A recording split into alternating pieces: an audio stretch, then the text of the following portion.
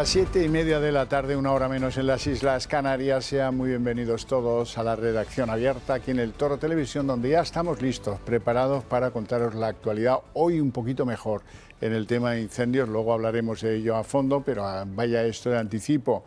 Nosotros queremos contaros la actualidad, opinaros sobre ella con dos principios que nos parece que tienen que ir juntos: la valentía y el rigor. Y dentro de un ambiente general de libertades que es el que es absolutamente imprescindible para hacer información en libertad, que es la que hacemos en esta casa para vosotros, no os olvidéis. Bueno, hoy vamos a empezar hablando de salud. Ya me acompaña aquí don Adolfo Albistur. Muy buenas tardes. Muy buenas tardes, Xavier. Con el Vago Relax. Con el Vago Relax. Además, quiero comentar que hay 4 grandes pilares de la salud que afecta al sueño. Evidentemente, afecta positivamente si tenemos un buen sueño, un sueño reparador, y negativamente si el sueño pues no es como tiene que ser, ¿no? Uno de ellos es el tema del cerebro, el cognitivo. Es decir, nosotros cuando dormimos, nuestro cerebro genera una serie de sustancias que hay que eliminar, son proteínas que son como desechos. Entonces, si no dormimos, eso se queda ahí. Y ya hay estudios que dicen que el tema de Alzheimer, el tema de la demencia senil, está muy relacionado con no haber eliminado en el sueño ese tipo de proteínas que no son beneficiosas, ¿no? Por otro lado, el tema cardíaco, el tema del corazón.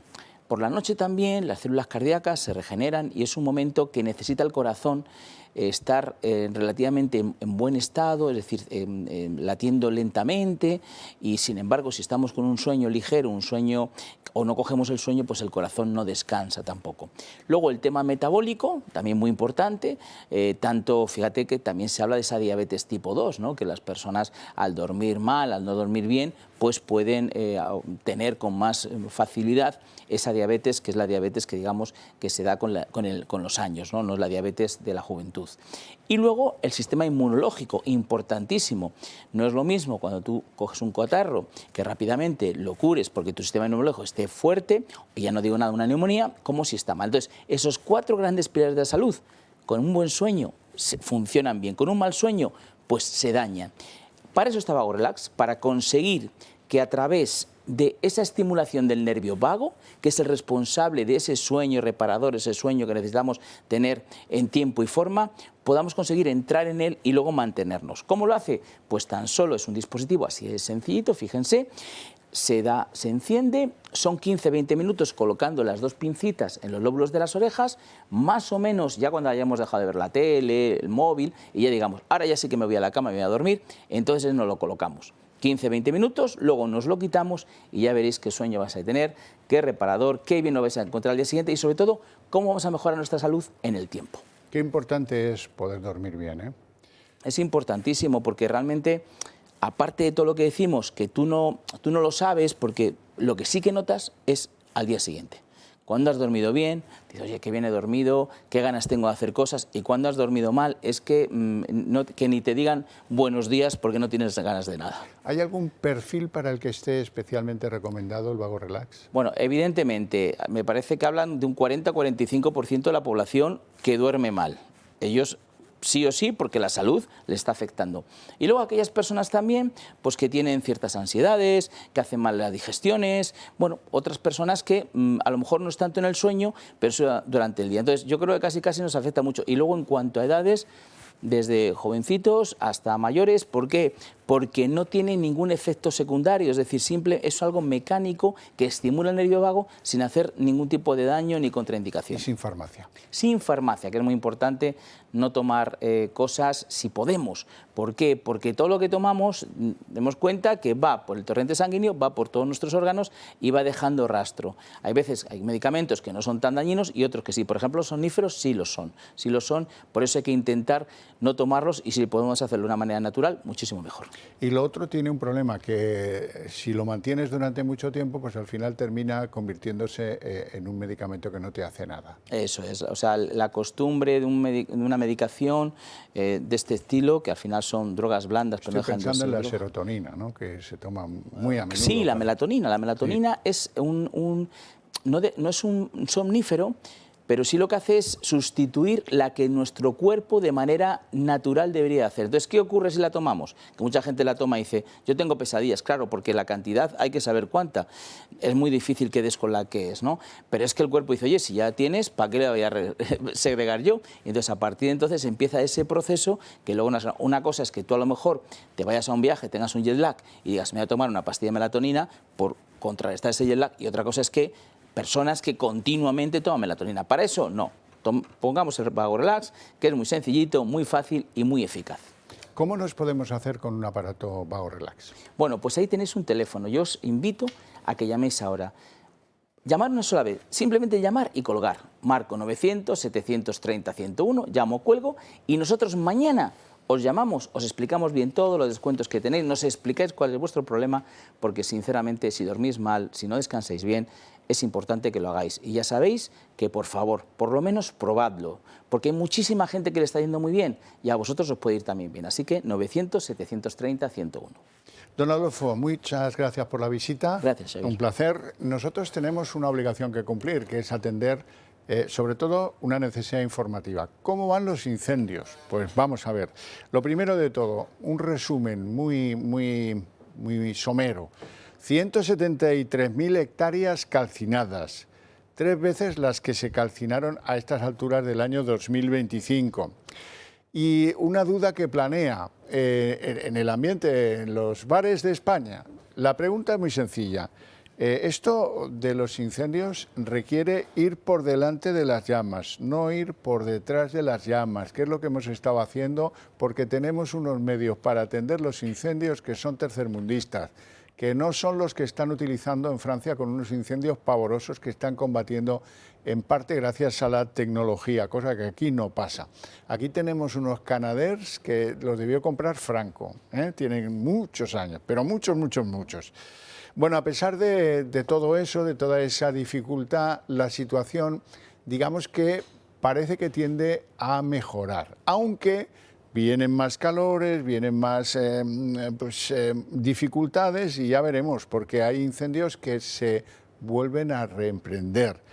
La verdad es que hoy hay que dar la feliz noticia de que se ha levantado la evacuación en 8 localidades de Madrid y en 5 de la provincia de Ávila. Y hay que decir también que el desarrollo del incendio que ha tenido lugar en la provincia de Toledo ha descendido a un nivel 2, así es que deja de ser de emergencia nacional, pasa a ser gestionado por la autonomía y todo esto pues en un ambiente de pavor, pero no por las llamas, sino por el que tiene que controlar lo de las llamas. Hoy ha hecho balance Pedro Sánchez, ha hecho balance, cuidado, para irse de vacaciones. Sí. Entonces él dice que esto es muy importante, que es lo más urgente que tiene España es llegar a un pacto climático y que los negacionistas ellos verán, pero en lugar de quedarse en la Moncloa o donde sea y empezar a llamar líderes de la oposición y tratar de articular con ellos ese pacto de emergencia climática, llámele como quiera, algo que venga a resolver la angustia que hemos tenido los españoles durante esta época de incendios maldita, pues en lugar de eso se va de vacaciones. Quiero que quede claro que es él el que dice que lo más urgente que tiene España es llegar a ese pacto climático. Así es que quiero que se lo escuchen decir al propio Sánchez. Que el negacionismo climático es el peor de los combustibles ante la emergencia climática y que negar la realidad y las alarmas de la ciencia no nos prepara. Al contrario, nos hace mucho más vulnerables y a nuestra población mucha más insegura. Por tanto, hoy, con más fuerza y con más argumentos que nunca, reclamo ese gran acuerdo de país, el acuerdo probablemente de país que más necesita España, que es el Pacto de Estado frente a la emergencia climática. Y como es lo más urgente y el gran acuerdo que necesita España, me voy a la mareta que me la pagan los españoles. Y al incendio, que naturalmente él siempre llega a los incendios en un ecológico Super Puma, un helicóptero que debe dejar pues toneladas de CO2 en el ambiente. Así son las cosas. Por cierto que no todos son buenas noticias en materia de incendios, porque ha fallecido una mujer que bueno, pues quedó calcinada en un 70% de su superficie corporal, que estaba siendo pues atendida en un hospital y que finalmente ha fallecido. Y son 14 las víctimas del incendio de Los Gallardos, que es donde se quemó esta señora. Y bueno, y otra confirmación triste en Ávila, que ya las cosas pues van mejor y pueden volver en 5 localidades a los residentes, a los lugares donde no saben si se les han quemado o no las casas, pues se confirma que es el peor incendio de la historia de España, con más de 50.000 hectáreas quemadas en un solo incendio, el de la provincia de Ávila. Bueno, vamos a dejar por un rato al menos esto de los incendios, que nos tiene a todos con mucha intranquilidad, cuando menos, y sobre todo con esa pregunta: estamos yendo detrás de las llamas y hay que ir por delante de las llamas. Quédense en la reflexión porque luego volveremos a ella. Permítanme que antes de volver otra vez al tema incendios, dé la bienvenida a doña Marta Castro, que ya me acompaña aquí. Buenas tardes. Buenas tardes. Doña Marta Castro es coordinadora nacional jurídica de Vox y yo le he pedido que viniera hoy porque creo que es importante que ustedes sepan que Vox ha recurrido ante la Audiencia Nacional la licencia de televisión digital terrestre concedida a este nuevo Telepedro, al nuevo canal de Contreras y todos los amigachos de Sánchez, que imperativamente tiene que estar en marcha en noviembre, la primera semana de noviembre. Cuéntenme. Sí, pues qué casualidad. Telepedro empieza en noviembre en expectativa de ámbito electoral. Este ha sido uno de los motivos en los que en su día, cuando ya dictaron la resolución, desde Vox analizamos cuál era el motivo y si cumplía los requisitos legales y de procedimiento contractual que tiene que tener un concurso público, como es una licencia de TDT. No es baladí y es muy importante una licencia de medio de comunicación, teniendo en cuenta cuál es el escenario en el que nos movemos ahora y teniendo en cuenta que la libertad de expresión y el pluralismo político son 2 pilares básicos de nuestro sistema democrático y de cómo desde el principio el gobierno de Sánchez ha estado atacando y socavando. Estoy ahora mismo en un medio de comunicación y ver cuál es el espectro de los medios de comunicación, cómo está ideologizado y cómo parece que Telepedro es un nuevo aumento, uno más, que se añade a los que ya tienen, pues no nos parecía que había gato encerrado y efectivamente creemos, a pesar de que todavía no tenemos el expediente, que esta adjudicación se ha llevado con una opacidad que vulnera los principios de transparencia. La resolución le falta motivación, no hay una motivación por la que se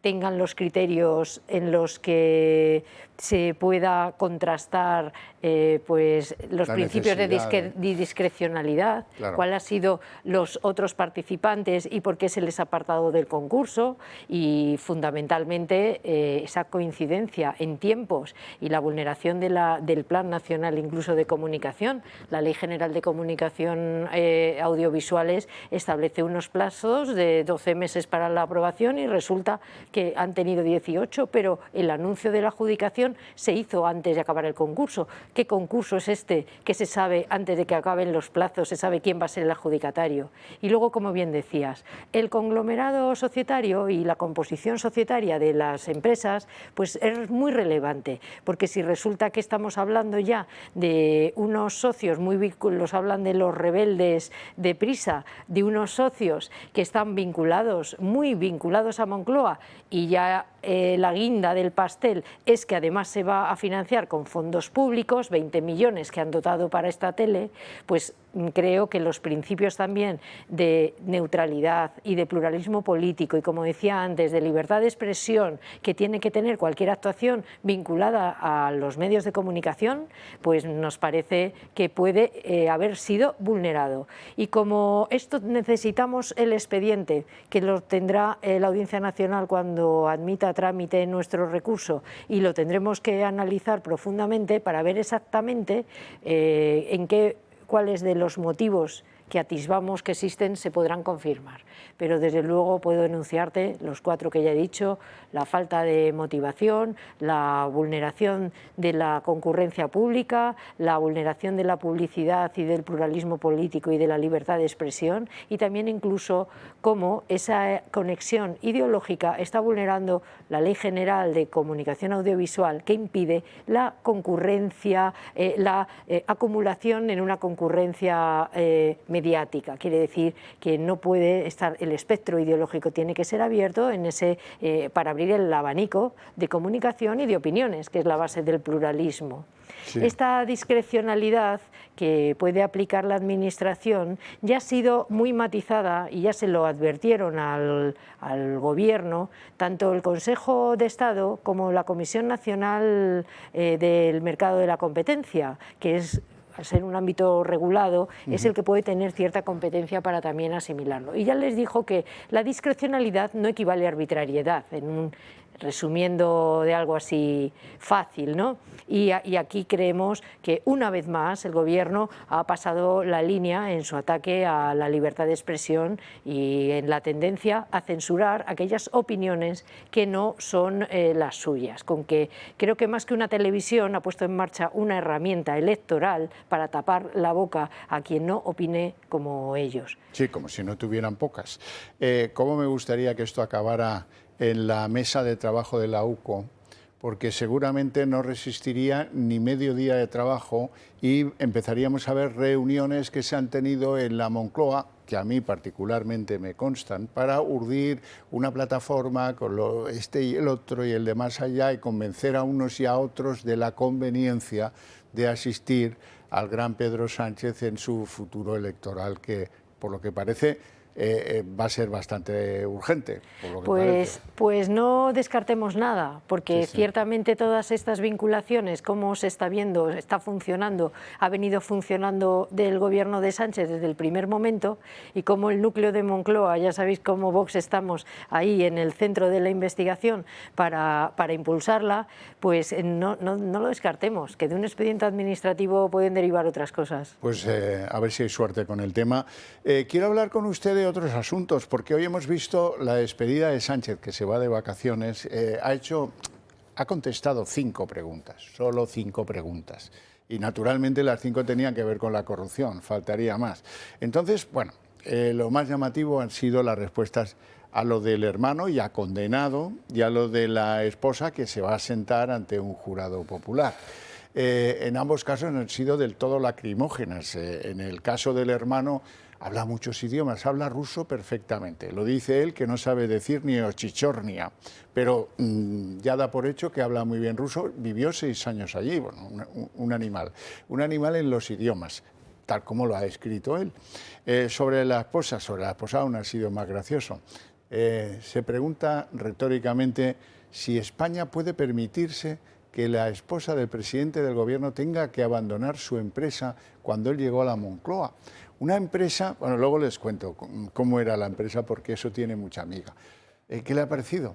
Sí que tiene. Pues nos parece pues la línea, como has dicho tú, lacrimógena, que parece ser que no se ha leído ni la sentencia de la Audiencia Provincial de Badajoz, en la que además en ese procedimiento se analizó cuáles eran los méritos que acreditó en un concurso también pues totalmente amañado, ya se puede decir, sin ninguna presunción, porque han sido condenados por prevaricación administrativa, que quiere decir que todo el concurso fue una apariencia de legalidad, y luego también frente a Begoña, defendiendo como si la mujer no pudiese tener actividad.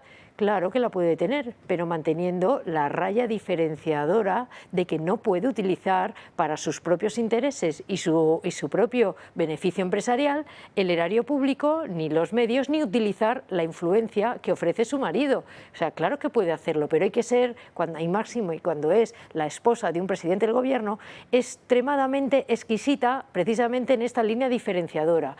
El Estado no es tuyo y por lo tanto tú tienes tu trabajo, es tu trabajo, y tu empresa empresa es tu empresa, pero tienes que funcionar como unos medios como los que tendrías que funcionar si tu esposo no fuese el presidente. Y ese no ha sido el caso, porque no estaríamos entonces, ahora mismo, sentados frente a 13 años de petición de condena, como hemos solicitado las acusaciones populares, entre ellas Vox. 13 años de condena, no me parece poco. Y otras cosas que vendrán, porque ya hay piezas separadas en las que, sin duda alguna, la intervención de Begoña también ha sido definitiva.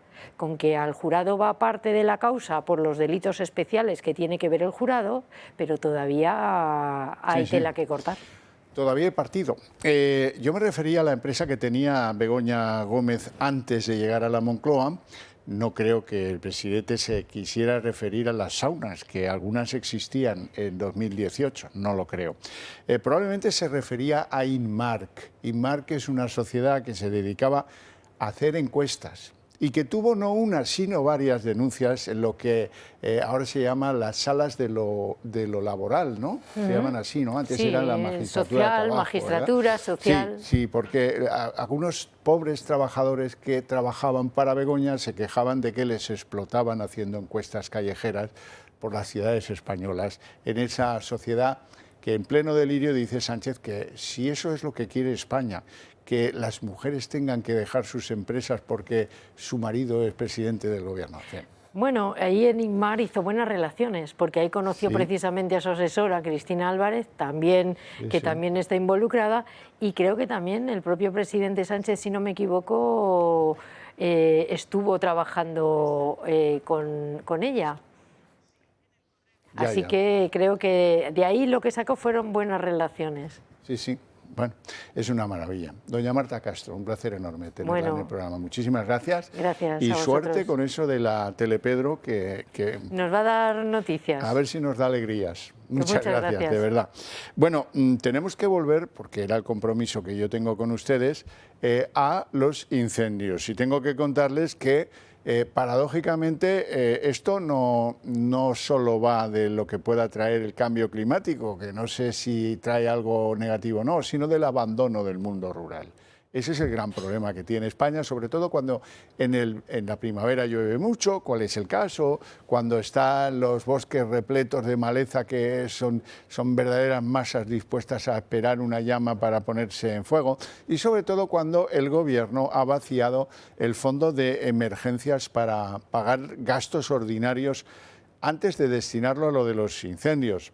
Y resulta que ese capítulo presupuestario que está destinado a gastos imprevistos, como es el caso de estos incendios, no tiene pasta. No tiene pasta porque contaba con casi 4.000 millones y resulta que buena parte de ellos pues se han destinado a otros menesteres mucho más ordinarios que lo imprevisto. Así es que podemos llegar a la conclusión de que aquí se han hecho cosas de forma maliciosamente torticera, eso como poco. Y además, pues estamos en el problema de que parece que se van a empezar a tomar algunas decisiones, pero eso se hace sin haber hecho los deberes. Eso es muy importante también que lo recordemos siempre.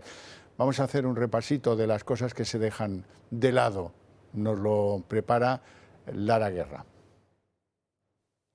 El Consejo de Ministros afronta el nuevo paquete de ayudas para los afectados por los incendios forestales que han arrasado miles de hectáreas, dejando pérdidas donde muchas de ellas son irreparables. Sin embargo, frente a estas medidas que parecen alentar entre la desesperación de los afectados, este anuncio llega con precedentes que opacan la promesa del Ejecutivo. Año y medio después de la dana que arrasó la Comunidad Valenciana, el Gobierno apenas ha ejecutado el 20% real de las ayudas. Pedro Sánchez volverá a presentar unas medidas económicas para paliar los daños derivados de la catástrofe, al igual que lo hizo con la dana. El objetivo se repite: facilitar liquidez a quienes lo han perdido todo y acelerar la recuperación de las zonas afectadas. En Valencia, el Gobierno anunció un paquete de 16.600 millones que presentó como el mayor despliegue de ayudas ante una catástrofe natural que que 18 meses después el dinero que prometió no ha llegado hasta los afectados. Sánchez sostiene que ya ha ejecutado 9.707 millones de euros, que corresponden al 58,5% del total anunciado. Sin embargo, esta cantidad incluye partidas que no pertenecen a las ayudas directas desembolsadas por la Administración General del Estado. Encontramos 4.567 millones de euros abonados por el Consorcio de Compensación de Seguros, el organismo que se financia con las primas que pagan los asegurados, y 1.745 millones que permanecen aún bloqueados en el Ayuntamiento porque se encuentran en tramitación. Por lo tanto, si descontamos ambas cantidades, la ejecución real de las ayudas comprometidas se reduce a 3.375 millones de euros, lo que corresponde a apenas un 20,3% de lo que se anunció.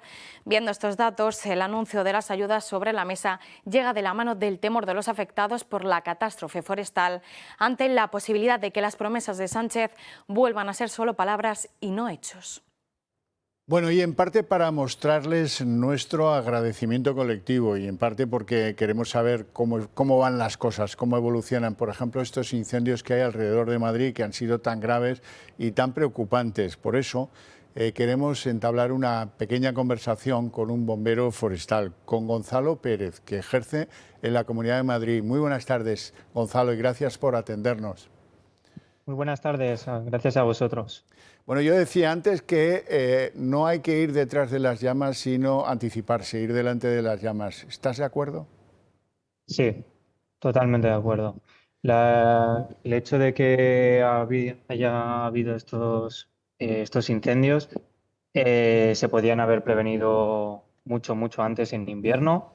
Tenemos una falta de recursos en el dispositivo y ya es más que nada por lo que es los políticos y demás nos dejan hacer, porque para prevenir los incendios los tenemos que hacer en invierno y hacer nuestras labores de poda y de mantenimiento del monte, pero vamos a lo de siempre, no se fomenta y tampoco se fomenta la ganadería. Entonces tenemos un problema bestial en el que se va acumulando biomasa, los montes se van ensuciando más, cada vez más, y no se deja prevenir correctamente. Gonzalo, dime, ¿cuál es el momento en el que lo has pasado peor hasta ahora en las extinciones en las que has participado? Pues sinceramente este es el incendio más gordo en el que he estado. Estuvimos protegiendo lo que es chapinería, evitando que el incendio se propagase y llegase a las viviendas. Hicimos todo lo que pudimos y hay momentos de miedo en el que no sabes lo que te vas a encontrar, no sabes la virulencia que va a tener ese incendio, no sabes la altura de llama. Entonces es un poco caótico como ha sido todo. Y por lo menos sé que en la Comunidad de Madrid ahora se está haciendo labores de remate, sé que va con menos intensidad y que está más estabilizado el incendio y eso es un poco lo que hemos estado haciendo estos días. Yo y mis compañeros, que aparte de las helitransportadas, también estamos las de brigadas de tierra, que es en la que estoy yo. Y estuvimos un poco protegiendo lo que es el pueblo de Chapinería, aparte de más zonas, como es la zona de Almorox, para evitar que se propagase más. ¿Te sientes impotente cuando ves que los mandos ya consideran que eso no se puede extinguir con los medios de los que se dispone? Mucho, la verdad es que sí, porque aunque vengan ayudas de fuera y demás, esto, pues, como he dicho antes, se podía haber reducido en invierno y con labores de mantenimiento. Me siento bastante impotente por el hecho de no poder seguir ayudando a la gente y poder reducir lo que es los incendios. ¿Qué os dicen los vecinos de Chapinería, por ejemplo, a los bomberos forestales? Estuve el primer día, estuve el viernes y pude hablar con una chica que me contó que tenía una granja con 3.000 animales y que que por favor que le ayudásemos. Yo intentamos todo lo que pudimos. La cosa es que pudimos salvar dichos animales, creo yo, porque no he podido hablar más con ella, como la evacuaron y demás. No hemos vuelto a ir a Chapinería. Y yo creo que nos lo agradecen mucho porque, aunque somos un colectivo en el que no se nos visibiliza como se debe, estamos ahí para ayudar a la población, para intentar que no se quemen sus casas, ni sus viviendas, ni sus animales, y intentar dentro de nuestra capacidad. Gonzalo, mi última pregunta. ¿Hacen falta más bomberos forestales? Hacen más falta bomberos forestales y se necesitan mucho más recursos. Más recursos, mayor inversión. Los millones que ha dicho que van a invertir, no sé si van a ser también para nosotros, para prevención, espero que sí, debido a esto que es una gran catástrofe, y espero que se pueda no enmendar, pero sí que haya más concienciación sobre todo a la población y a los políticos, de que el monte se limpia en invierno, que se necesitan medios y se necesitan recursos, y que luego lo que pasa es lo que estamos viendo ahora. También, si ustedes pueden ir perfectamente a La Pedriza, pueden ir a cualquier sitio de interés natural que se ha declarado, y es que las labores no nos dejan por el enorme papeleo que hay detrás. La burocracia.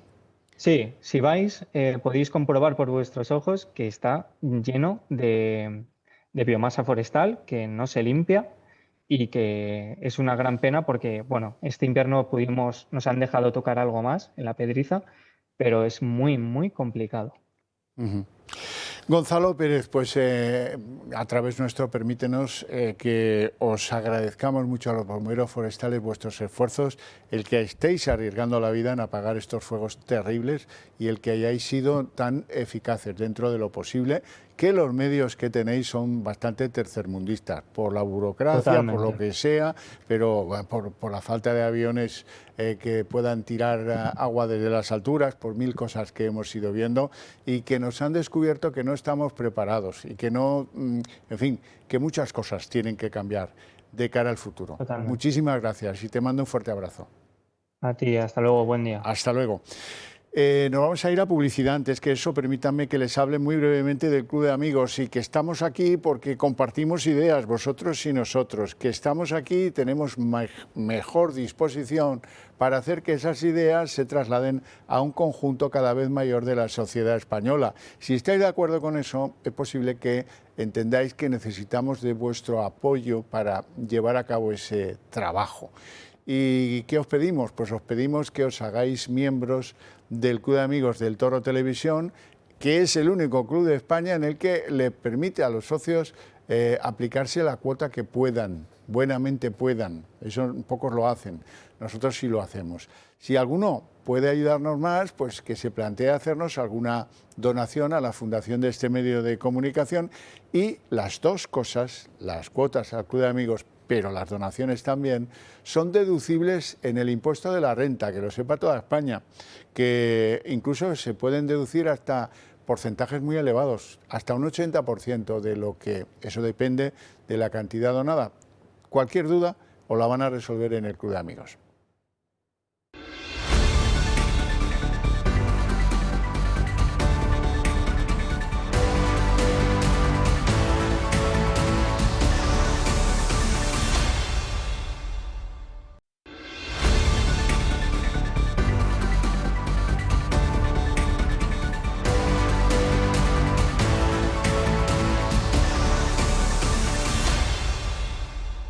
Las 8:06 jóvenes minutos. Hoy llegamos tarde a nuestro compromiso de la mesa de análisis político, pero ha sido por una buena causa. Escuchar a un bombero forestal qué opina y cómo se las ha visto para evitar que las llamas llegaran a alguna de las poblaciones que en Madrid se han visto pues asediadas por ellas. Rapidísimo, voy con la presentación de nuestros invitados. Don Luis Suñer, muy buenas tardes. Pues muy buenas tardes. Economista y vicepresidente de Acción Liberal. Y don Jesús Moreno, muy buenas tardes. Muy buenas Jesús, tardes, un placer siempre. Vicesecretario de Acción Política del PP de Madrid. Bueno, pues Yo creo que hay que empezar por las urgencias de Pedro Sánchez. Me lo vais a permitir. Antes lo habéis oído, pero es que tiene el hombre la cara de anunciar hoy que probablemente lo que más necesita España es un pacto climático. Es un pacto que el que se niega al pacto, ese es un negacionista. Uy, qué malo. Terrible. Ahora, eso sí, ha terminado con lo del pacto. No ha llamado a Feijóo, no ha llamado a nadie. No, se va de vacaciones a la Mareta, pero que es escandaloso. No creo que haga falta que volvamos a poner a Sánchez contando lo de la emergencia, la urgencia, la necesidad. O tal vez sí. ¿Qué me dices, Luis? ¿Que sí o que no? Bueno, yo la emergencia climática, antes era el apocalipsis climático, sí. Era el calentamiento global, ahora es la emergencia. Es decir, a base de meter miedo a las personas, pues intentan colocar su paquete, ¿no? su rollo, efectivamente. Jesús. Yo solamente por respeto a los que están sufriendo los incendios, ya no solamente en Madrid, sino en toda España, en Cataluña, en Valencia, en Castilla-La Mancha, en Castilla y León, en Madrid, yo solamente por respeto solamente pediría al Gobierno de España y al presidente del Gobierno que dedicase por lo menos un minuto a valorar. Y de luego no hacer política como sabemos que la hace el presidente del Gobierno. Necesitamos una emergencia nacional. Es decir, lo que estamos viviendo ahora mismo es una emergencia nacional, porque los incendios no entienden de comunidades, no entienden de pueblos, no entienden de provincias, entienden de una mala gestión, entienden de recursos. Fíjate, voy a dar solamente 2 datos. El año pasado se quemaron 400.000 hectáreas. O sea, 400.000 hectáreas supusieron 3.000 millones de euros. 3.000 millones de euros es lo que estima que sería necesario para haber previsto el control de esos incendios. Nos gastamos 800 millones de euros en apagar esas 400.000 hectáreas. Yo quiero decir al Gobierno de España que eso sí que es una emergencia nacional, una emergencia que tiene que dedicar los recursos, porque las comunidades autonómicas, con el dinero que tenemos para hacer sanidad, educación, servicios sociales, infraestructuras, estamos agobiados, las comunidades autonómicas y los ayuntamientos. Necesitamos el apoyo económico del Gobierno de España, necesitamos los recursos económicos, que estamos hablando de 3.000, 5.000 millones de euros, para hacer frente. Los municipios se están despoblando. Por lo tanto, todo lo que es la agricultura, la ganadería, que antes luchaba contra el fuego, ya no existe. Por lo tanto, hay que tomar unas medidas. Y no estamos hablando de cambio climático, que yo creo que hay un cambio climático, la historia así lo dice, ¿no? Hay un cambio climático, desde la glaciación hasta ahora mismo había un cambio climático, pero no es la consecuencia de los incendios. Los incendios es la situación en la que estamos ahora viviendo. El abandono del medio. Efectivamente. Más que abandono, bueno, pues los municipios, las personas, bueno, pues van a las ciudades, se van dejando sus municipios, esos bosques, esos montes, y cada vez hay menos rebaños.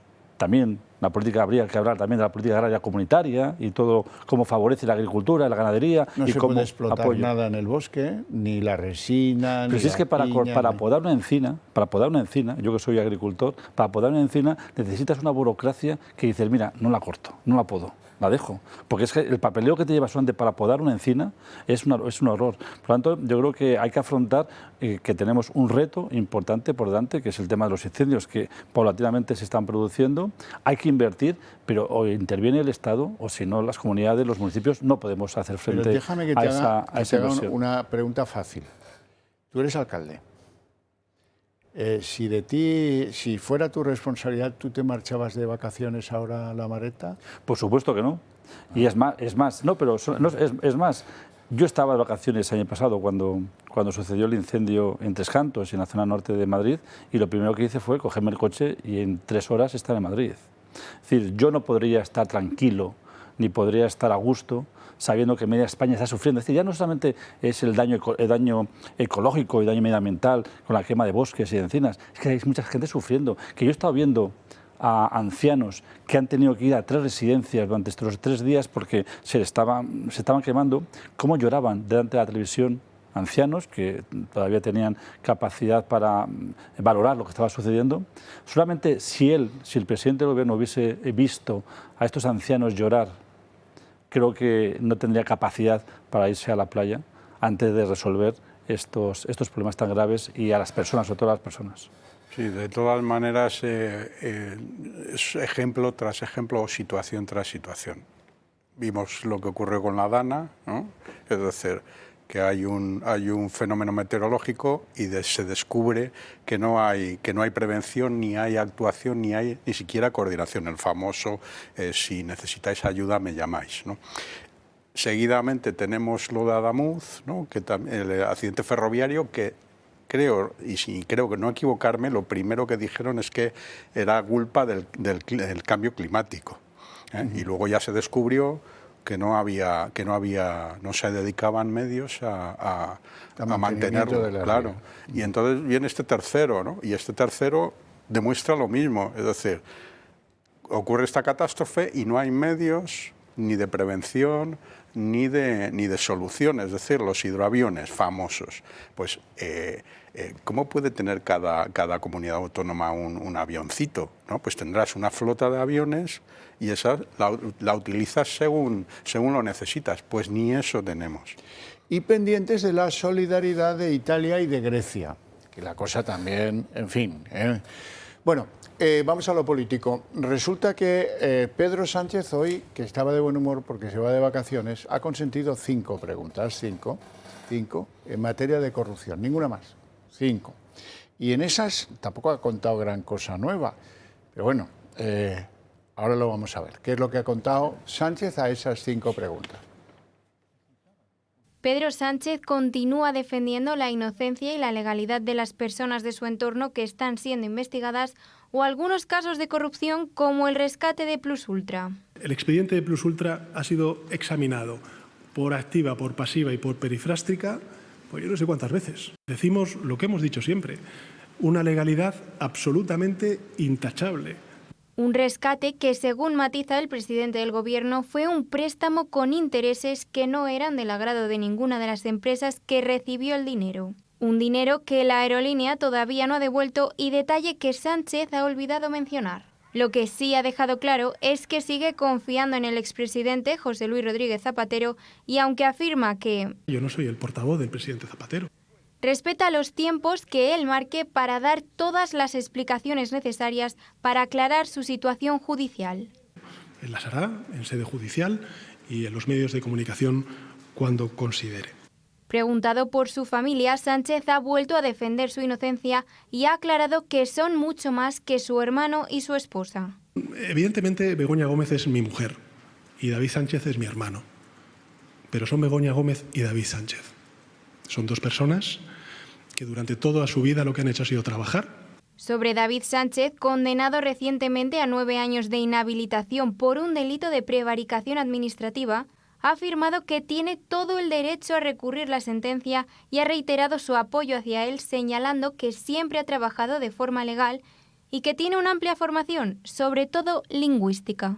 Habla perfectamente ruso, inglés, donde vivió muchos años, habla perfectamente francés, italiano y es una persona que ha dedicado toda su vida a trabajar de forma íntegra y a formarse. No es mi hermano solo, es fundamentalmente David Sánchez. En cuanto a Begoña Gómez, que será juzgada ante un jurado popular por tráfico de influencias y malversación, ha elogiado su carrera profesional previa a que se conocieran y ha puesto en valor que renunciase su empresa cuando él se convirtió en presidente. Lo que se hace es deshumanizar a personas que tienen un pasado de integridad, de profesionalidad y que además hasta incluso han sacrificado buena parte de su desarrollo profesional, como es el caso de Begoña Gómez, simplemente porque yo soy presidente del Gobierno. Una vez más, Sánchez apoya y defiende la inocencia de su entorno sin importar el momento judicial en el que se encuentre cada caso, en instrucción a escasos meses de sentarse en el banquillo o con una sentencia condenatoria firme. Puede que él no se dé cuenta, pero está cambiando en lo de Zapatero. Ahora ya veremos. Esto no era así hace 2 semanas. Ahora de las joyas que daba por bueno hace 2 semanas, que eran un regalo de un jeque árabe, ahora eso ya veremos. Plus Ultra, eso es intachable, por perifrástica o por lo que quieran. Lo que pasa es que el dinero que dio el gobierno español, 53 millones, acabó en paraísos fiscales y lo han descubierto las justicias de Suiza y de Francia. De esto nada. Y por cierto, que era un préstamo, dice, no era una ayuda, era un préstamo. Bueno, bien. A un tipo de interés que no les gustaba nada a las compañías. Bueno, bien, pero ha devuelto ¿Ha devuelto? ¿Ha pagado los intereses? No, está pidiendo ahora Plus Ultra que se lo vuelvan a renegociar y se lo alarguen.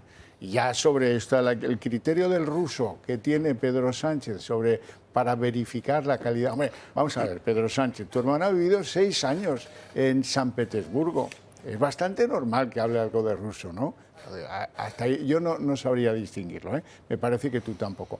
Y lo de la mujer que hizo el enorme sacrificio de dejar su empresa, no sé si eran las saunas o era Imark, no sé cuál de las dos. Imark se dedicaba a hacer encuestas callejeras y la denunciaban los trabajadores porque se sentían explotados laboralmente por doña Begoña. Si es que si cerró, entonces su empresa no fue...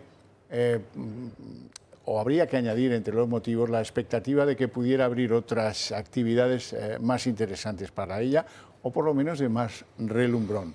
Don Luis. Sí, el hermano de Sánchez, ese gran profesional al que hay que crearle un puestecito en la Diputación de Badajoz. Y no solo, y cuando llega al juicio no demuestra ese don de lenguas del que habla Pedro Sánchez, ¿no? No sabe ni qué es ni dónde está la oficina, ni qué es la oficina de artes escénicas, no sabe nada.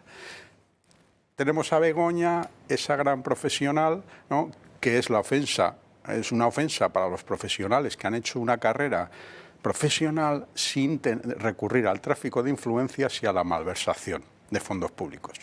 Y por último tenemos al señor Zapatero, ¿no? Que ya, bueno, vamos conociendo todo lo que va ocurriendo, pero que es el único, digamos, socialista histórico que le ha apoyado. Y entonces pues se ve en la tesitura, ¿no? de tratar de mantener ese apoyo.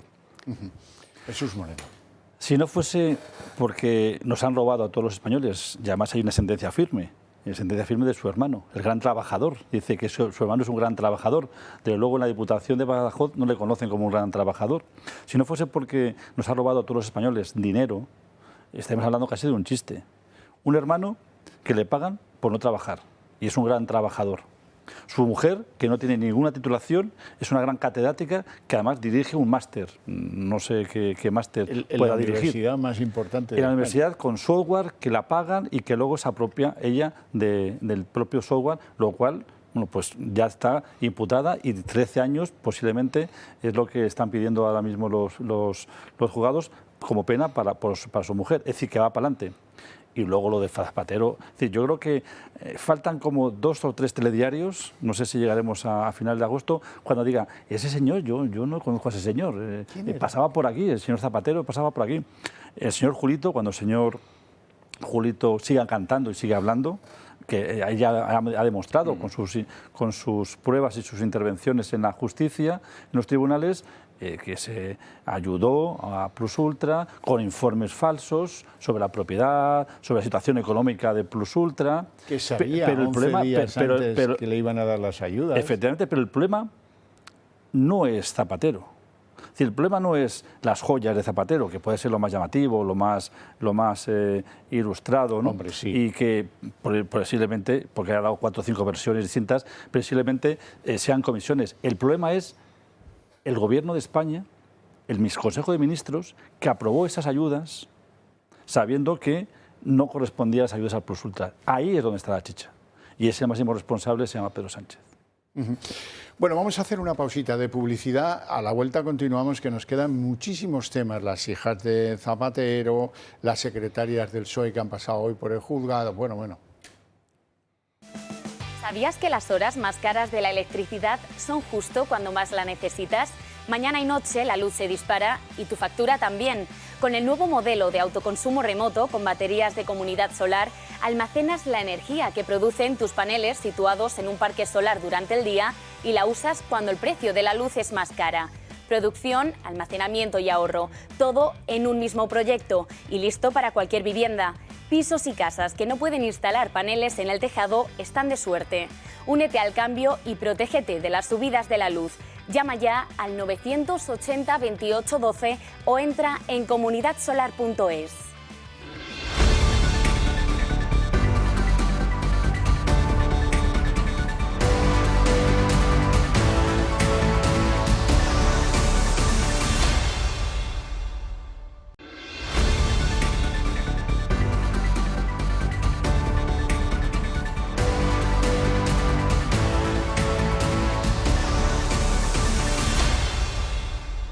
Bueno, y hoy hay que dejar constancia de que han pasado como testigos 2 trabajadoras del PSOE, da igual cómo se llamen, porque tampoco se trata de significar en esas 2 personas pues, que trabajan allí y que han tenido que ir a declarar. Lo importante es lo que han dicho. Han dicho que Leire Díez las llamaba y decía que necesito hoy parking, y le habilitaban una plaza de parking que está muy solicitadas en el PSOE, porque tienen pocas, no porque vaya mucha gente ahí a las reuniones. Y que esto lo hacía incluso muchas veces porque quería ir a otros sitios en el centro de Madrid, el cual ya tiene bastante guasa. Y han dicho, y esto es más importante todavía, que a menudo venía a reunirse con Santos Cerdán, secretario de organización del PSOE, pero que esas reuniones no se registraban. Esas reuniones eran pues, fuera del criterio oficial de registro de las visitas que tenía el secretario de organización del PSOE. Nos lo cuenta Yolanda Rodríguez. Leire Díez se ve señalada en una declaración una vez más. Ha sido el turno de 2 empleadas del Partido Socialista. Las empleadas se han sentado ante el juez y han explicado que Leire Díez utilizaba el parking de Ferraz incluso cuando no iba a reunirse, que dejaba el coche y ni subía, algo excepcional a no formar parte de la ejecutiva socialista. La exmilitante socialista escribía a las empleadas para acceder al aparcamiento y ellas le dejaban entrar, pero lo hacían siempre con las indicaciones de Santos Cerdán. Con estas declaraciones señalan directamente al exsecretario de organización del PSOE, quien hace un mes se intentaba desvincular del caso Leire Díez y negaba cualquier delito. Ambas han ratificado que Cerdán era el que daba órdenes y que también autorizaba la compra de billetes de tren o avión para que Díez se transportara para reunirse. Esas reuniones son ahora objeto de investigación. Ninguno de los encuentros que tuvo con Cerdán constaban en la agenda oficial del ex número 3 del PSOE. Las trabajadoras han aportado en la Audiencia Nacional varias conversaciones de sus teléfonos móviles y han confirmado los extremos que se recogen en los informes de la UCO. Una declaración que confirma que el Partido Socialista financió viajes para la exmilitante y que le concedían derechos excepcionales solo por ser ella. Jesús Moreno. ¿Qué personaje tan peculiar? Y se quiere como enmarcar todo en este personaje como la gran persona que ha sido capaz de desprestigiar o intentar desprestigiar a jueces, fiscales, a la Guardia Civil, a la UCO. Pero no nos confundamos, es un personaje que pasaba por ahí, pero que esa impunidad que tenía, ese poder, que poder dejar el coche en Ferraz para irse luego a hacer sus cosas, es porque tenía poder de alguien. Y ese poder solamente lo puede otorgar uno, que es el number one, que es el presidente del gobierno, que es el secretario general del Partido Socialista.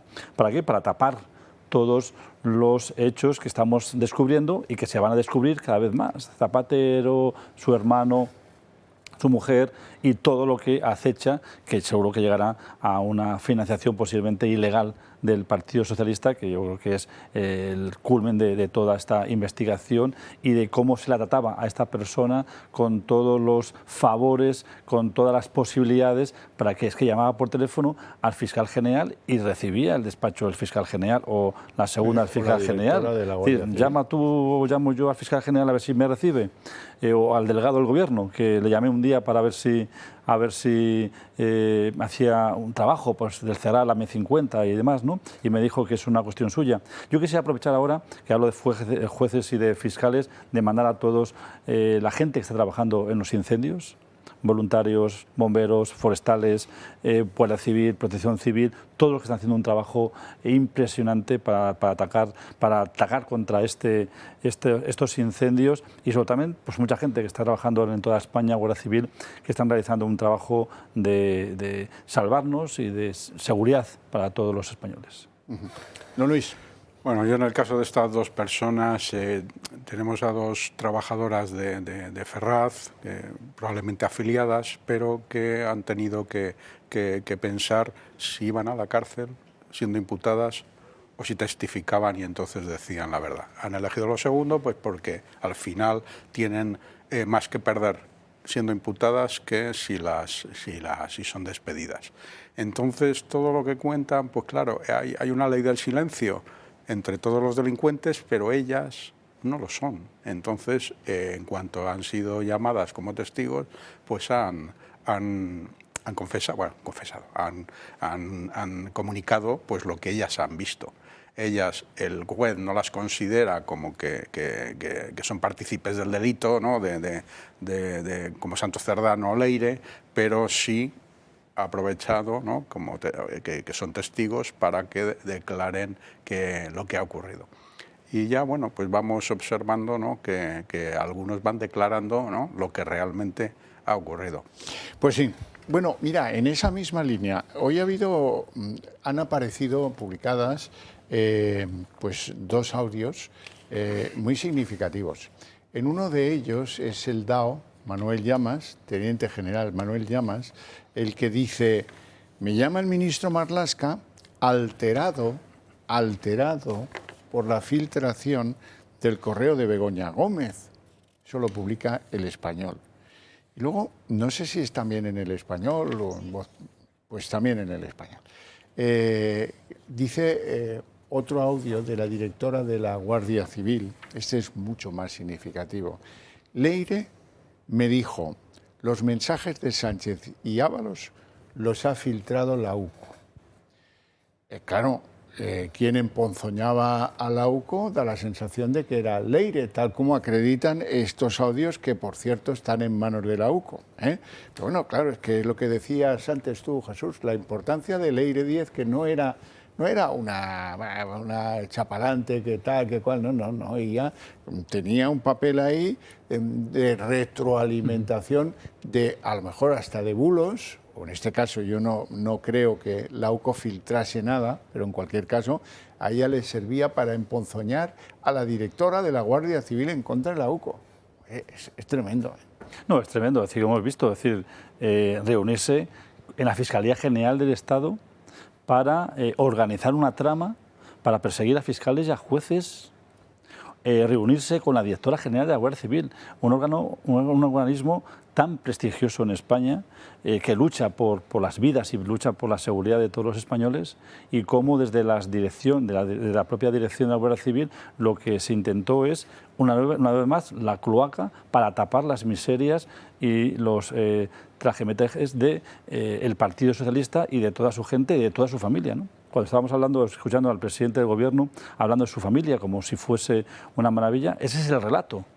Ese es el relato que quiere transmitir y que está calando también en la población, que efectivamente su mujer es trabajadora, su hermano es trabajador, pero sí, todo lo que han creado, todas las cloacas que han creado, independientemente del organismo que fuese, la UCO, la Guardia Civil, Fiscalía, jueces, todo ha sido para lavar y tapar sus miserias, y han utilizado todos los recursos del Estado. Creo que no hemos visto algo parecido en la historia de la democracia española, cómo se puede utilizar al Estado para tapar sus propias vergüenzas y su mala gestión en todo lo que estamos viendo y que poco a poco se está descubriendo con audios. Es decir, cuando ves un audio entre distintos generales de la Guardia Civil que preguntaban si podían ir al acto del 2 de mayo de 2025, y vemos cómo intentan utilizar la Guardia Civil para boicotear un acto ya no de la presidenta Ayuso, es decir, de todos los madrileños. Es decir, el 2 de mayo es la fiesta de todos los madrileños.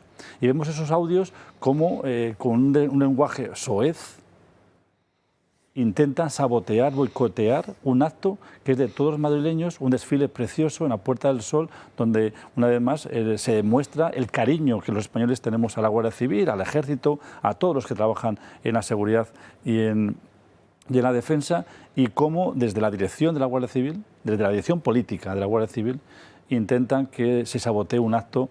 Es decir, es una lucha directa contra el Partido Popular, contra la presidenta, en definitiva contra todos los madrileños. Don Luis. Bueno, lo hemos visto en el caso del fiscal general, lo hemos visto en el caso incluso del Tribunal Constitucional, lo vemos en todas y cada una de las instituciones. Y esta en particular, la Guardia Civil, es una institución en la que depende de la confianza de las personas, ¿no? ¿Por qué? Porque su servicio es más cercano. Y han colocado a 2 personas, ¿no? Que es la señora directora la señora directora y el señor Dao, ¿no? Han colocado 2 personas que solo responden al partido. y entonces lo que hacen es erosionar la confianza que podamos tener los demás en ese cuerpo. Y eso, bueno, pues es lo que no podemos consentir. Entonces, bueno, pues irán surgiendo, ¿no? A lo largo del proceso pruebas de lo que han venido haciendo. Es decir, que yo creo que tanto el teniente coronel, creo que es teniente coronel Llamas, como la señora directora de la Guardia Civil, iremos conociendo los detalles de su actuación, y su actuación nos va a sorprender. Sí, porque ya hay otros generales que han ido a declarar discretamente al mismo juez, a contarles esas reuniones en las que se les ordenó que se pusieran de perfil ante algunos casos de corrupción, y eso pues tarde o temprano, al ritmo que los juzgados llevan, que no es el que nos gusta a los periodistas, eso es así, pero bueno, es el que lleva a los juzgados, hay que acatarlo, pero llegará, ya se lo anticipo porque por alguna razón algo sé de ello. Bueno, por cierto, el Consejo General del Poder Judicial, ustedes saben lo de el rey Salomón, ¿no? El Consejo General del Poder Judicial tenía un problema sobre la mesa, un montón de quejas sobre el juez Peinado, alguna de ellas del propio ministro de Justicia, Félix Bolaños. ¿Y qué ha hecho? Pues han cogido al niño, han empezado a estirar de un lado y del otro y se han llevado medio niño a cada orilla del río. El Consejo del Poder Judicial ha decidido quitarse el problema de encima y mandarle al Tribunal Superior de Justicia de Madrid 2 diligencias informativas contra el magistrado Juan Carlos Peinado por su instrucción, parece que no haya hecho nada más en la vida, del caso Begoña Gómez, para ver si pudo haber incurrido en 2 faltas leves por desconsideración y por retraso en materia de lo que juzgó, lo que instruyó en su juzgado sobre Begoña Gómez. ¿Qué les parece a ustedes la decisión? Bueno, al final el Consejo General del Poder Judicial está dividido también en 2, ¿no? Y entonces estas circunstancias, pues al final hay un grupo que vota sobre el tema y entonces pues ha dado la casualidad que había 4 y 4, ¿no? Lo del ministro ha decaído, ¿eh? Sí. Válgase a vale, la precisión. pero hay 4 que siempre intentarán buscar a ver cómo apoyan al gobierno socialista. Esto, al final han quedado 2 faltas leves. Al juez Peinado pues, le han bombardeado, ¿no? desde todos los instrumentos del Estado, ¿no? Dominado por el Partido Socialista, le han bombardeado para tratar de cerrar esa instrucción. Y no han tenido esa suerte. Esa instrucción ha finalizado y ahora, por mucho que le quieran, bueno, obviamente quieren que esa instrucción no sea válida, pero esa instrucción con 2 faltas leves va a ser válida y sigue. Y entonces tendremos un juicio dentro de no mucho. Yo lo único que pido es que el juicio sea lo suficientemente tarde para que el señor Sánchez no pueda indultar a su mujer.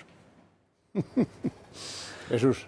Una vez más, bueno, pues estamos viendo cómo los ataques, el poder tiene distintas articulaciones en medios de comunicación, en relatos, los propios ministros, y cómo son capaces de armar un relato que lo que hace o lo que intenta es echar la culpa a los jueces, que son malos, que hacen la mala su instrucción, que lo que hacen es atacar a un gobierno que gobierna, como hoy ha presentado el gobierno, ¿no? Cumplimos, ¿qué cumplimos? Si no tienes presupuestos, si no gestionas nada, si no has aprobado ni la ley de vivienda, ni la ley de presupuestos, ni has aprobado absolutamente nada, ¿qué cumple, ¿no? Entonces, frente a esa inactitud, esa incapacidad de gestión, nos centramos en sus casos de corrupción y lo que intentan es taparlos con un relato diciendo que están gobernando y que los malos son pues, la Guardia Civil, los malos son la UCO, los malos son los jueces, los malos es el juez Peinado. El fiscal anticorrupción. El fiscal anticorrupción, todo para desacreditar a quien realmente le está atacando. Yo creo que España tiene una fortaleza que son su poder judicial, su justicia, aunque podemos tener algunas deficiencias. Creo que también la Guardia Civil, los cuerpos y fuerzas de seguridad, creo que lo que están ahora mismo armando esa unidad de nuestro país, que por mucho que han querido destruirles, desacreditarles, atacarlos, yo creo que siguen fuertes independientes, independientemente de quién gobierne. Estamos viendo casos de un partido, casos de otro partido, independientemente la Fiscalía, los jueces están trabajando de una forma independiente. Las investigaciones por parte de la Guardia Civil igual. Yo creo que es algo que nos tiene que seguir dando confianza hasta que llegue el cambio, como ya se ha dicho, que espero que llegue pronto y que ese cambio cambie toda esa estructura que se ha creado en torno a un personaje que se llama Pedro Sánchez, que no ha gestionado, que no ha hecho nada bien a los españoles, ni podamos decir... Si a alguien le preguntásemos, bueno, ¿con qué te quedarías del gobierno de Sánchez de estos últimos 8 años? Dices, pues ha dado poder a los etarras, ha dado poder a los independentistas, ha traído a Puigdemont a escondidas, pero realmente, ¿qué ha hecho por los españoles? Las infraestructuras abandonadas, los trenes abandonados, no hay infraestructuras como la Dana, que se podría haber evitado si se hubiesen hecho infraestructuras, ahora salimos de viaje y cómo están las carreteras. No se está creando empleo de verdad, no hay inversión, no hay una credibilidad potente de España como país. Lo hemos visto con la visita del Papa, como los españoles, o con el Mundial de Fútbol, como los españoles amamos nuestro país. Nos falta ese dirigente, que estoy seguro que llegará en unos meses y que llevará a España por la senda del optimismo y del crecimiento y del desarrollo. Luego, si tenemos tiempo, hablaremos de Óscar Puente y de las carreteras españolas, que están buenas. Ya lo saben ustedes, que no hace falta convencer a nadie porque basta con hacer unos pocos kilómetros. Pero antes tenemos que hablar de las hijas de Zapatero, porque están a un paso de que las llamen para que presten declaración como imputadas en todo el lío en el que les ha metido su padre. De eso no se olviden nunca, porque es la pura verdad.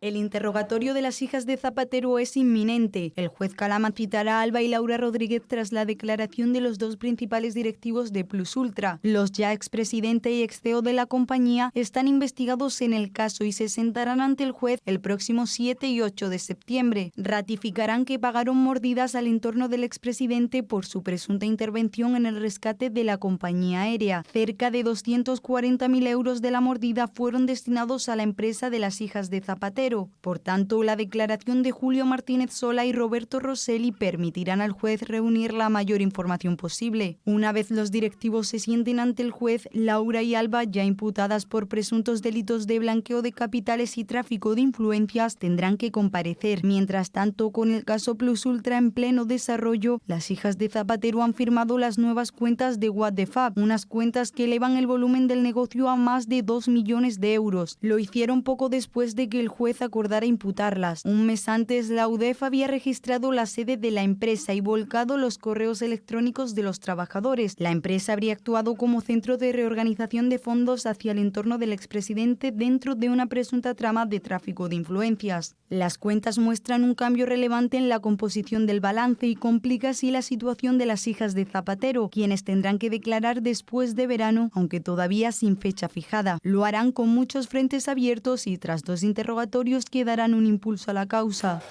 Luis Uñera. Sí, bueno, el juez ya nos comenta que hay una lógica empresarial incoherente en lo que ocurre dentro de esa compañía.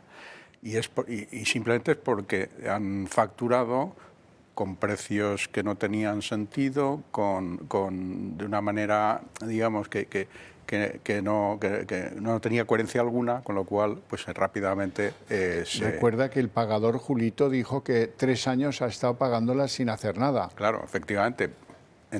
Y además, bueno, pues tienen, no sé, hoy aparece en prensa que han crecido en facturación durante 4 años, tampoco es una facturación pues de $500.000 euros, que al final, cuando bajas al resultado, ¿no?, al beneficio de la compañía, pues queda en 100 y pico mil euros, que las niñas, bueno, no son niñas, son adultos, ya está bien, sí, que ellas, ¿no?, digamos, pues recogían como dividendo para los gastos que tuvieran.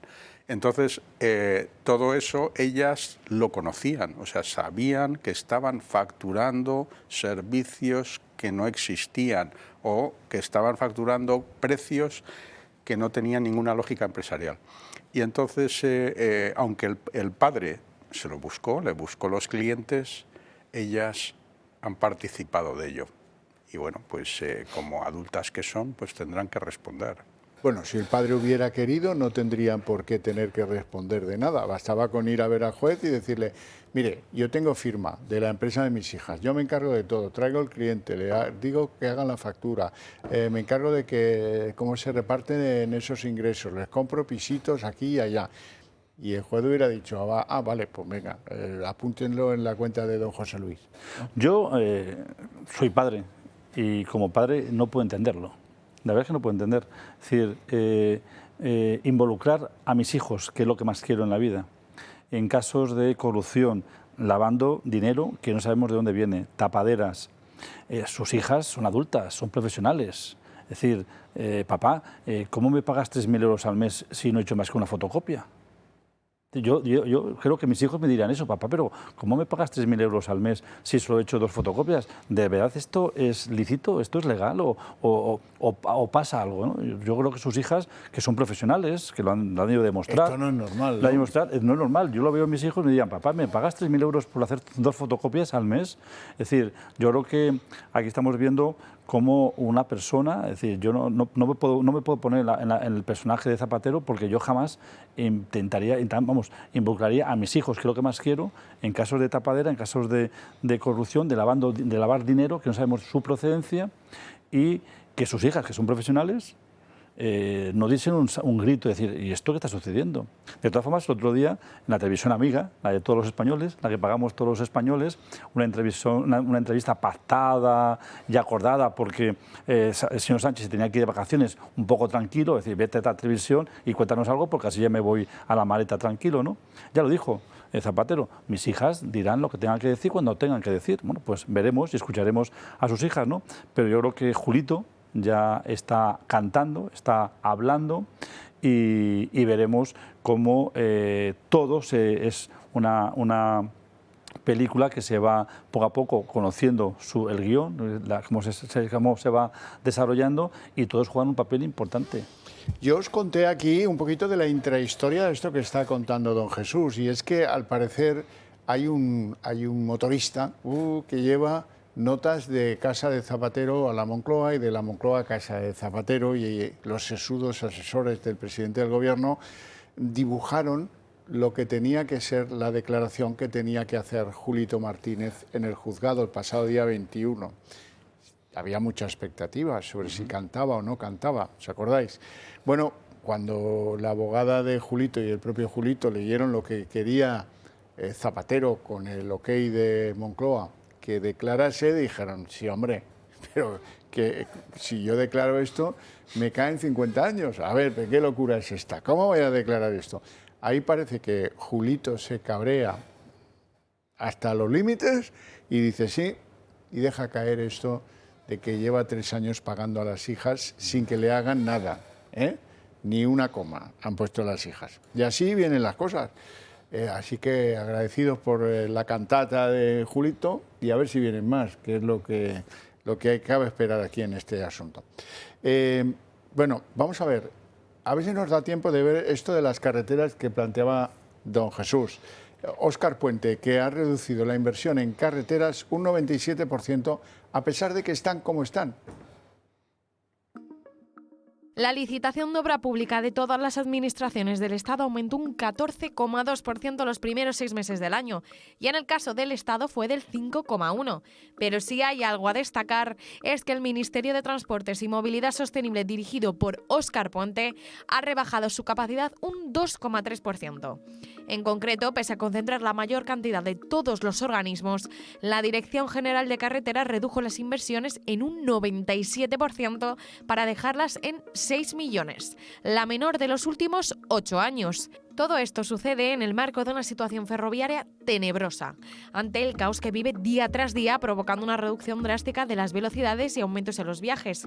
Todo ello sumado a la denigrante situación en la que se encuentran las carreteras, donde los expertos las sitúan en la peor situación desde los años 80. De hecho, de acuerdo con la Asociación Española de la Carretera, 54.300 kilómetros de la red viaria española están en estado grave o muy grave, lo que también se traduce en la necesidad de una inversión inversión de 13 millones de euros para llevar a cabo el mantenimiento necesario y arreglar estas carreteras.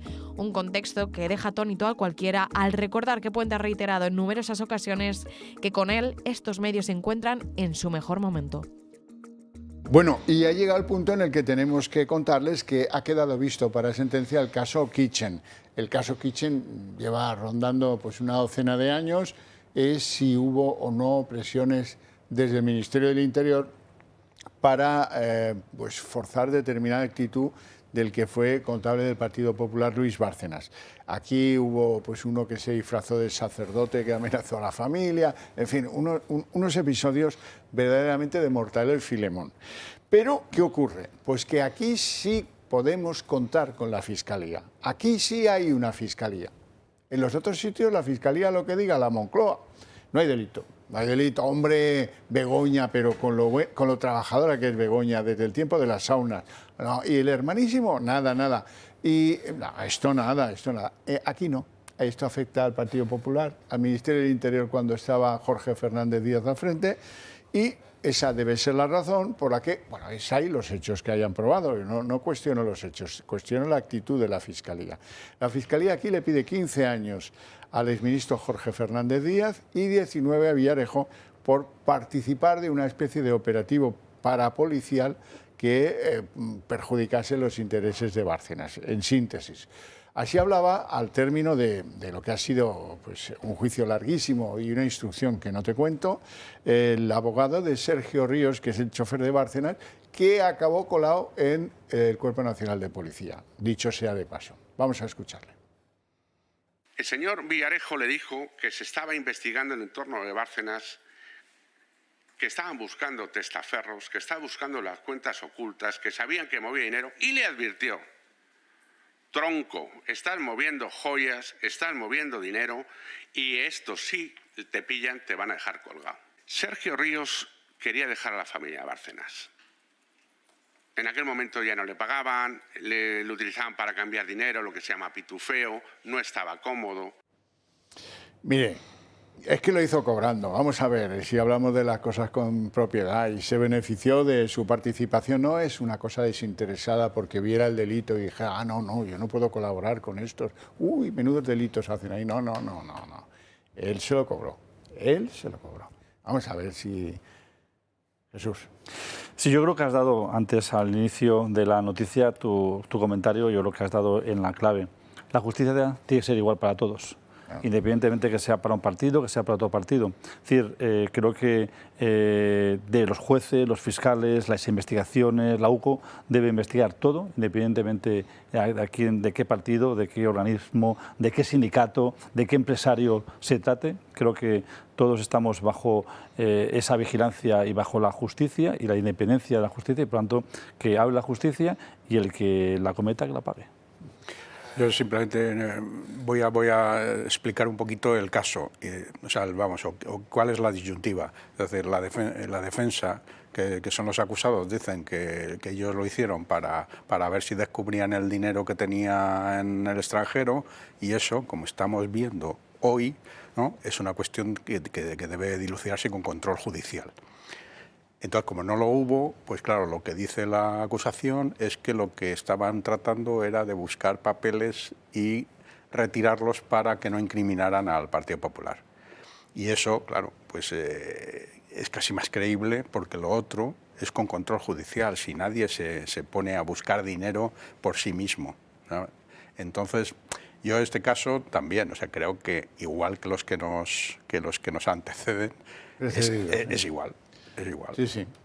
Bueno, señores, hemos llegado al punto final de la tertulia. Tengo que agradecer la presencia de estos dos caballeros y sobre todo sus opiniones, y a ustedes su interés y su paciencia. Pero para ustedes hay premio, porque a la vuelta de publicidad empezamos el día en 30 minutos.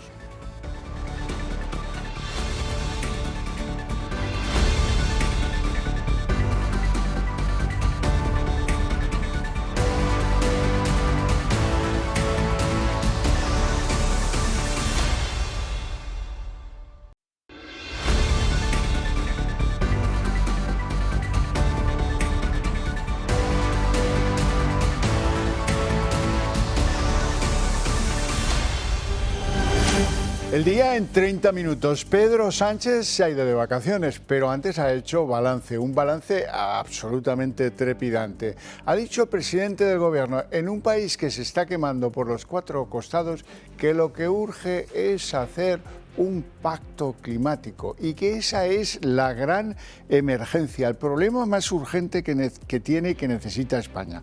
Resolver un pacto con la oposición que si no convienen en hacerlo, les vamos a llamar negacionistas. Sin embargo, en lugar de convocar a las fuerzas políticas, en lugar de llamar a Feijóo, en lugar de sentarse y activar ese supuesto pacto que es el más urgente, se va a la Mareta. Y se va a la Mareta sin reparar en medios, como cuando va en helicóptero Super Puma a los centros de mando de los incendios.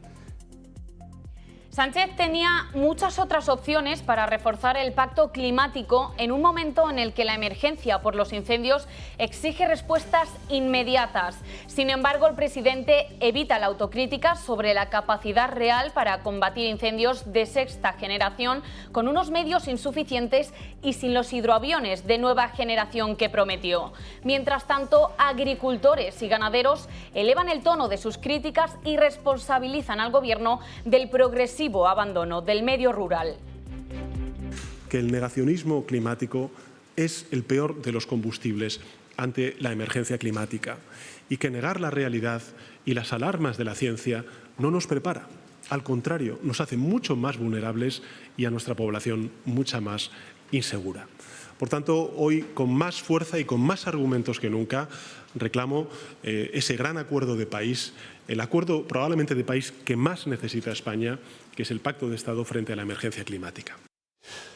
Bueno, Pedro Sánchez ha admitido 5 preguntas, solo 5 preguntas, y las 5 pues, han tenido que ver con la corrupción. ¿Por qué será? Lo más relevante de sus puntualizaciones sobre los casos más punzantes de la actualidad de la corrupción han tenido que ver con Zapatero, porque ha cambiado algo del discurso de Sánchez con respecto al expresidente Zapatero. En primer lugar, sobre el tema de las explicaciones que va dando Zapatero, pues ha dicho que ya veremos, lo cual no es un cheque en blanco ya. Y sobre las joyas, aquí el cambio de discurso es menos obvio, pero es que venimos de hace 3 semanas cuando Pedro Sánchez daba por buena la explicación de que las joyas habían sido un regalo de un jeque árabe. Y ahora ya pues, la cosa es más comedida, ahora ya estamos en el ya veremos. Sobre las ayudas a Plus Ultra, 53 millones de dinero público. Sánchez dice que no son ayudas, que son préstamos. Se le olvida decir que no han devuelto nada y que están pidiendo que les amplíen el plazo para poder devolver algo y que lo que les dieron se fue por la alcantarilla de las inversiones en fondos de inversión de paraísos fiscales fuera de España. Eso se le olvida. Lo más llamativo, sin embargo, ha sido lo que ha dedicado a su hermano y a su esposa. Del hermano dice que sabe muchísimos idiomas, que tiene un ruso espectacular. Y de la mujer que hizo el gran sacrificio de dejar su empresa para que él llegara libre de problemas a la Moncloa. Pedro Sánchez continúa defendiendo la inocencia y la legalidad de las personas de su entorno que están siendo investigadas o algunos casos de corrupción como el rescate de Plus Ultra. El expediente de Plus Ultra ha sido examinado por activa, por pasiva y por perifrástica, pues yo no sé cuántas veces. Decimos lo que hemos dicho siempre, una legalidad absolutamente intachable. Un rescate que, según matiza el presidente del gobierno, fue un préstamo con intereses que no eran del agrado de ninguna de las empresas que recibió el dinero. Un dinero que la aerolínea todavía no ha devuelto y detalle que Sánchez ha olvidado mencionar. Lo que sí ha dejado claro es que sigue confiando en el expresidente José Luis Rodríguez Zapatero y aunque afirma que yo no soy el portavoz del presidente Zapatero, respeta los tiempos que él marque para dar todas las explicaciones necesarias para aclarar su situación judicial. Él las hará en sede judicial y en los medios de comunicación cuando considere. Preguntado por su familia, Sánchez ha vuelto a defender su inocencia y ha aclarado que son mucho más que su hermano y su esposa. Evidentemente, Begoña Gómez es mi mujer y David Sánchez es mi hermano. Pero son Begoña Gómez y David Sánchez. Son 2 personas que durante toda su vida lo que han hecho ha sido trabajar. Sobre David Sánchez, condenado recientemente a 9 años de inhabilitación por un delito de prevaricación administrativa, ha afirmado que tiene todo el derecho a recurrir la sentencia y ha reiterado su apoyo hacia él, señalando que siempre ha trabajado de forma legal y que tiene una amplia formación, sobre todo lingüística. Habla perfectamente ruso, inglés, donde vivió muchos años, habla perfectamente francés, italiano, y es una persona que ha dedicado toda su vida a trabajar de forma íntegra y a formarse. No es mi hermano solo, es fundamentalmente David Sánchez. En cuanto a Begoña Gómez, que será juzgada ante un jurado popular por tráfico de influencias y malversación, ha elogiado su carrera profesional previa a que se conocieran y ha puesto en valor que renunciase su empresa cuando él se convirtió en presidente. Lo que se hace es deshumanizar a personas que tienen un pasado de integridad, de profesionalidad y que además hasta incluso han sacrificado buena parte de su desarrollo profesional, como es el caso de Begoña Gómez, simplemente porque yo soy presidente del Gobierno. Una vez más, Sánchez apoya y defiende la inocencia de su entorno sin importar el momento judicial en el que se encuentre cada caso, en instrucción, a escasos meses de sentarse en el banquillo o con una sentencia condenatoria firme. El Partido Popular ha respondido con dureza al balance del año de Pedro Sánchez. Los populares califican de insultante el triunfalismo del presidente y le acusan de vivir completamente fuera de la realidad, inmerso en una burbuja de mentiras, privilegios y corrupción. Hoy ha comparecido Pedro Sánchez en Moncloa para hacer balance del curso político y ha desplegado un triunfalismo francamente insultante. Insultante para todos los españoles que sufren el drama del acceso a la vivienda, o el imparable encarecimiento de los precios, o los empleos precarios, o los servicios públicos cada vez más deficientes que ofrece el Gobierno de España. El triunfalismo de Sánchez es el propio de alguien como él, que vive completamente fuera de la realidad e inmerso en una burbuja de mentiras, privilegios y corrupción. Le deseamos a Pedro Sánchez que disfrute de las vacaciones. Serán las últimas que le paguemos los españoles. Dice Pedro Sánchez en su balance del año, antes de irse de vacaciones, que el pacto climático es lo más urgente, lo que necesita España con mayor urgencia. Pero Sánchez se limita a invitar al PP a unirse al pacto, si acaso dentro de unos meses, en contra de esa emergencia climática tan urgente. Y ni siquiera llama a Feijóo, y eso con 173.000 hectáreas calcinadas, que en esa situación difícilmente diría que no. En fin, y lo que venga, porque continuamos con unos medios subdesarrollados para combatir incendios de sexta generación. Ante los incendios descontrolados que están asolando España, el presidente del Gobierno pregunta a los partidos qué más tiene que pasar para que todos nos pongamos detrás de este gran acuerdo de país. Pues a lo mejor moverlo con urgencia. Sin embargo, él no convoca a nadie, a ninguna fuerza política, para negociar ese supuesto pacto climático tan urgente y tan importante, sino que se marcha a la maleta pagando ustedes y nosotros. Un gobierno que gasta en prevención de incendios la mitad que un año antes. No basta con acudir a los puestos de mando para apagar los fuegos en un helicóptero Super Puma, eso sí, bien contaminante, sino que ahora nos vuelve a engañar a todos con esta urgencia del pacto. Sánchez ya no se atreve a hablar de la prosperidad de los españoles, de la vivienda, de lo que piensa hacer. Si acaso, eso sí ha hecho, muy descarado él, se abrazó en los éxitos de la selección española de fútbol. En fin, un balance vergonzoso. Y en lo que toca a la corrupción, el apoyo a Zapatero incluye nuevos matices. Ahora ha entrado ya en el guión del presidente un ya veremos. Sobre las joyas dice Sánchez que él no es el portavoz de Zapatero. Antes daba por bueno que eran regalos de un jeque, ahora ya no tanto. Sobre el rescate de Plusultra dice que fue intachable, un dechado de virtudes.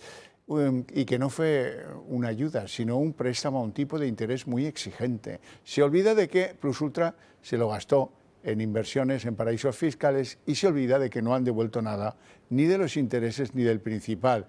Y sobre el hermanísimo y Begoña, pues una reflexión lacrimógena, melancólica sobre los idiomas que habla su hermano. En fin, habla un ruso estupendo, con leve acento, eso sí. Y la renuncia que hizo Begoña a su empresa cuando él llegó a la Moncloa, eso fue extraordinario.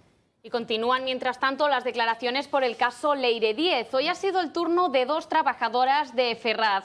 Se tratan de Celia Rodríguez y Covadonga San Pedro. Ambas se han desvinculado de las actividades de las cloacas y han defendido ante el juez que solo cumplían órdenes de Santos Cerdán. Lo que sí han revelado es la libertad con la que se movía Leire Díez por Ferraz. Han asegurado que la presunta espía de los socialistas tenía acceso al parking aunque no estuviera citada en las oficinas. Un trato especial que no puede disfrutar cualquier militante. También han asegurado que las reuniones con Leire Díez no se apuntaban en las agendas de Santos Cerdán. Nos lo cuenta Yolanda Rodríguez.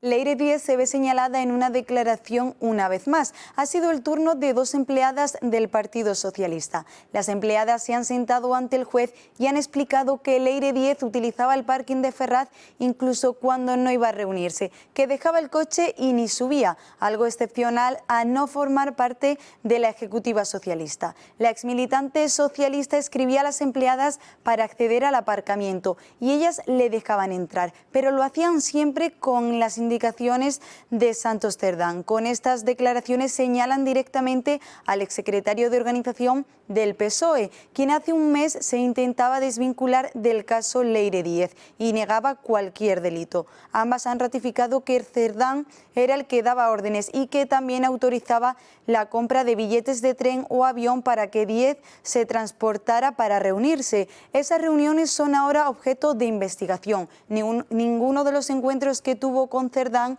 constaban en la agenda oficial del ex número 3 del PSOE. Las trabajadoras han aportado en la Audiencia Nacional varias conversaciones de sus teléfonos móviles y han confirmado los extremos que se recogen en los informes de la UCO. Una declaración que confirma que el Partido Socialista financió viajes para la exmilitante y que le concedían derechos excepcionales solo por ser ella.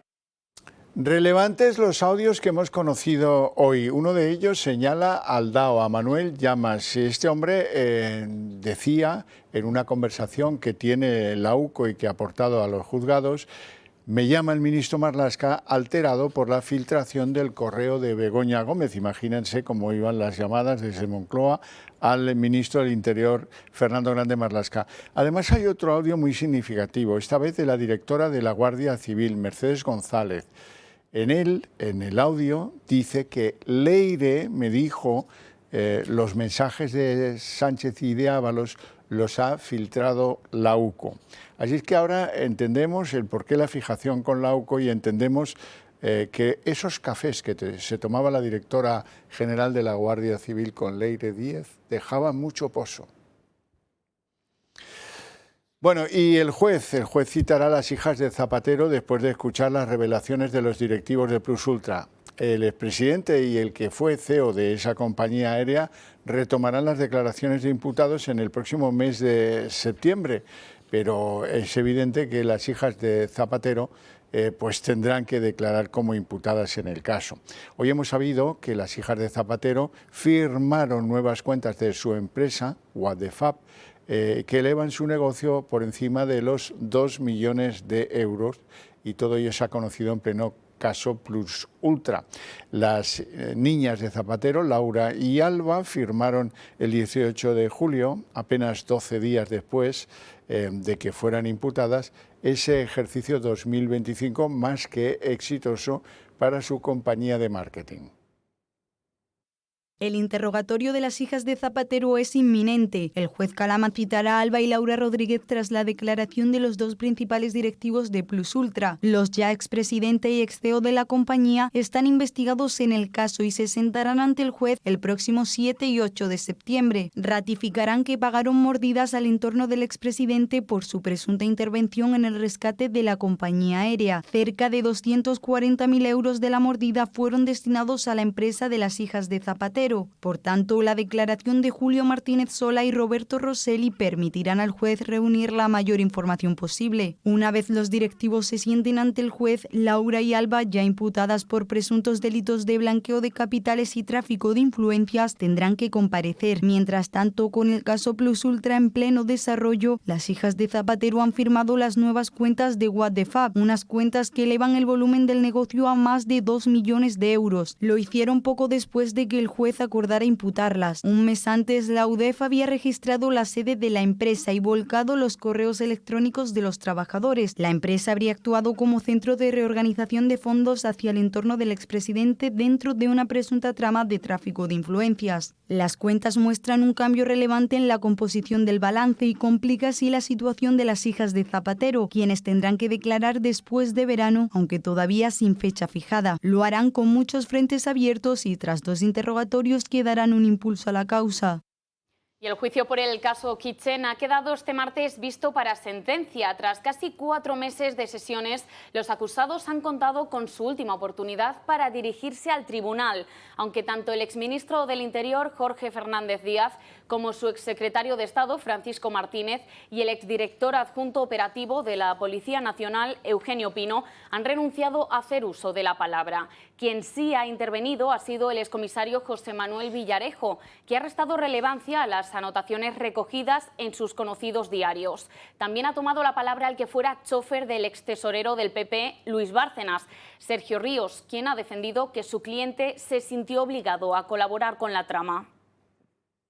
El señor Villarejo le dijo que se estaba investigando en el entorno de Bárcenas, que estaban buscando testaferros, que estaban buscando las cuentas ocultas, que sabían que movía dinero, y le advirtió: tronco, estás moviendo joyas, estás moviendo dinero, y esto sí te pillan, te van a dejar colgado. Sergio Ríos quería dejar a la familia Bárcenas.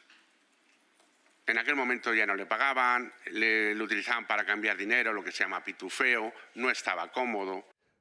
Los españoles se echan a la calle en busca de sus vacaciones y se encuentran con unas carreteras llenas de baches. Sin embargo, el ministro de Transportes, Óscar Puente, ha reducido la inversión en las carreteras un 97%. La licitación de obra pública de todas las administraciones del Estado aumentó un 14,2% los primeros 6 meses del año y en el caso del Estado fue del 5,1%. Pero si hay algo a destacar es que el Ministerio de Transportes y Movilidad Sostenible, dirigido por Óscar Puente, ha rebajado su capacidad un 2,3%. En concreto, pese a concentrar la mayor cantidad de todos los organismos, la Dirección General de Carreteras redujo las inversiones en un 97% para dejarlas en 6 millones, la menor de los últimos 8 años. Todo esto sucede en el marco de una situación ferroviaria tenebrosa, ante el caos que vive día tras día, provocando una reducción drástica de las velocidades y aumentos en los viajes. Todo ello sumado a la denigrante situación en la que se encuentran las carreteras, donde los expertos las sitúan en la peor situación desde los años 80. De hecho, de acuerdo con la Asociación Española de la Carretera, 54.300 kilómetros de la red viaria española están en estado grave o muy grave, lo que también se traduce en la necesidad de una inversión de 13 millones de euros para llevar a cabo el mantenimiento necesario y arreglar estas carreteras. Un contexto que deja atónito a cualquiera al recordar que Puente ha reiterado en numerosas ocasiones que con él estos medios se encuentran en su mejor momento.